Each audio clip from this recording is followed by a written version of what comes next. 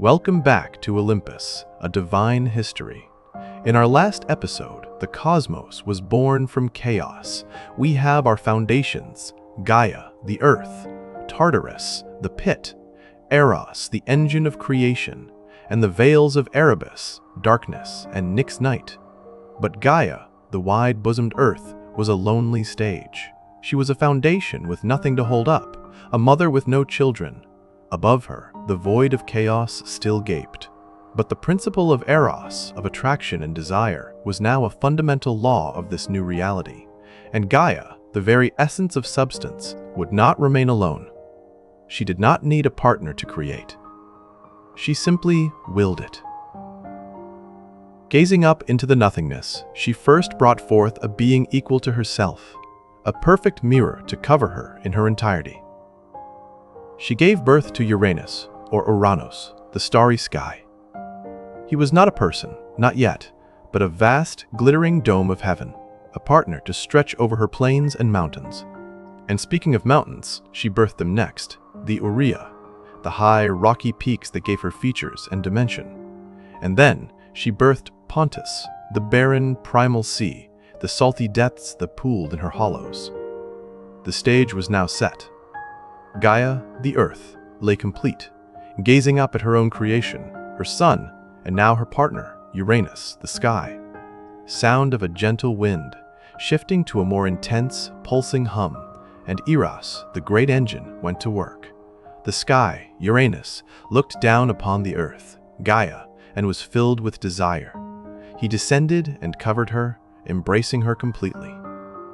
This was the first great coupling, the Hieros Gamos, the sacred marriage of earth and sky. And from this union, the world would truly begin to fill.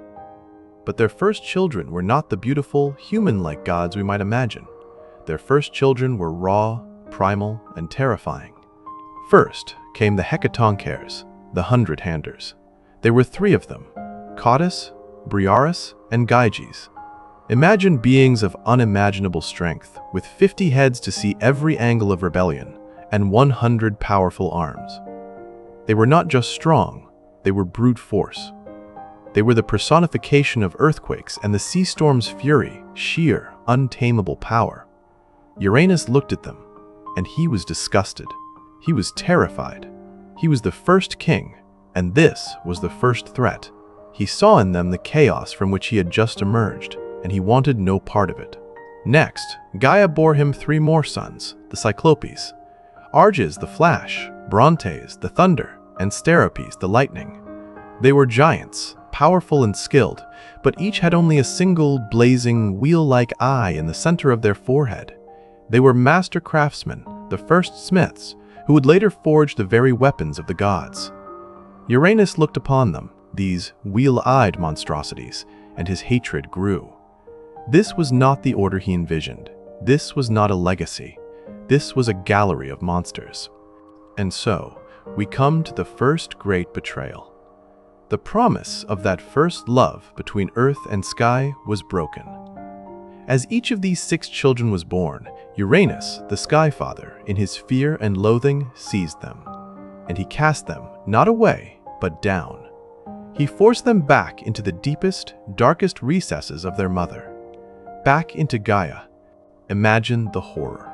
Gaia, the earth, became a living prison for her own children. She, the foundation of all things, was now filled with the crushing weight of her own offspring, a literal, physical agony. The hundred-handers tore at her insides. The Cyclopes' fire burned within her.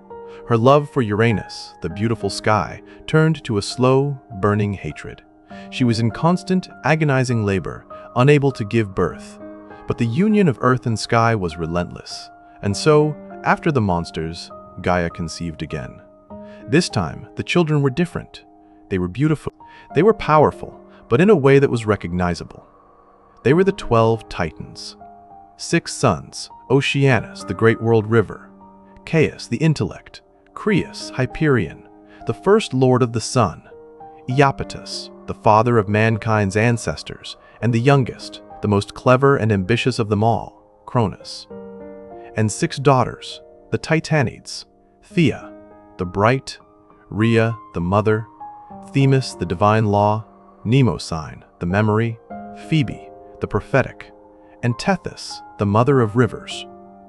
These 12 were the first generation of gods, as we might know them. They represented the fundamental structures of the cosmos: the sun, the moon, the ocean, memory, and law. They were the new order. But Uranus, now consumed by his paranoia, had learned nothing. As majestic as the Titans were, he feared their strength just as he had feared the Cyclopes. And so, he refused to let them be born. He kept them too, trapped within Gaia's womb, refusing to part from her, pressing down on the earth in a constant, suffocating embrace. Gaia could bear it no longer.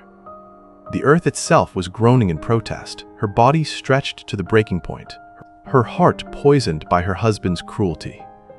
This was the first great cosmic crime, an act of tyranny born from the first fear of a father, the fear of being replaced by his sons. This tyranny could not stand. The cosmic story demanded balance, and Uranus had created a terrible imbalance. So Gaia, the suffering earth, began to plot. From her own body, deep within her suffering, she forged a new, unearthly metal, a substance of gray, glittering, and unbreakable adamantine, and from it she fashioned a weapon. Not a sword, not a spear, but something for a harvest. A great, curved, fearsome sickle. She gathered her trapped Titan sons. She spoke to them in the suffocating darkness of her womb, her voice filled with pain and rage. "My children," she pleaded, "your father has shamed us. He has committed a monstrous act, and you are all his victims. Who among you will help me?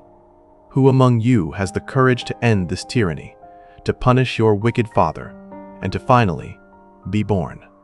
There was silence, a terrified silence. They were all afraid of the mighty Sky Father. All except one, the youngest, the most cunning, the one who had watched his father's cruelty and felt not just fear, but resentment. Cronus. From the darkness within the earth, his voice came, cold and steady. "Mother, I will." The plan was set. The weapon was ready. The age of Uranus was about to end in an act of violence that would forever stain the new cosmos and set in motion a cycle of patricide that would echo for generations. The first great war for the heavens was about to be decided, not by an army, but by a son, a mother, and a single, terrible blade.